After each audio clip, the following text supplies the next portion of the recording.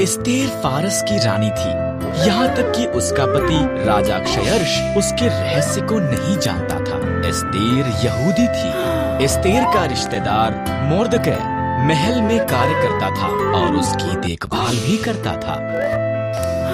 राजा क्षयर्ष के सलाहकार हामान ने एक बड़े इनाम को प्राप्त किया। वो बहुत घमंडी था। मोर्दकै के सिवा हर कोई उसके आगे सिर झुकाते थे। हामान अपमानित हुआ।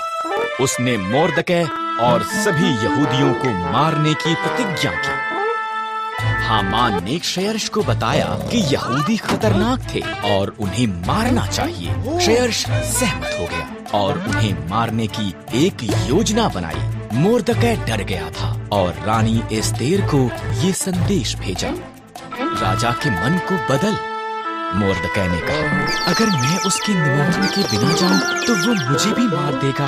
एस्तेर ने जवाब दिया, शायद तो इसी पल के लिए रानी बनाई गई थी। मोर्दकै ने कहा। एस्तेर साहस के साथ ये प्रयास करने के लिए सहमत हुई। वो सिंहासन के कमरे में गई। राजा क्षयर्ष उसकी सुंदरता से चकित हुआ और उसे अंदर निमंत्रण दिया। क्या हम हामान के साथ रात का खाना खा सकते हैं? हामान उसके पिछले आंगन में एक बड़े खंभे का निर्माण कर रहा था। उसने इस पर मोर्दकै को मारने की योजना बनाई थी। तब राजा का निमंत्रण आया, इसलिए हामान रात के खाने के लिए महल में गया।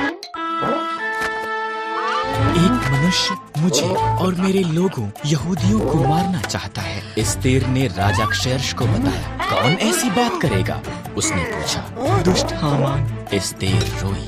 हामान, सिपाहियों, उसी हामान उसी खंभे पर टांग दिया गया जो उसने मोर्दकै के लिए निर्माण किया था। एस्तेर के कारण यहूदी बचाए गए थे। उन्होंने एक बड़ा त्योहार मनाया।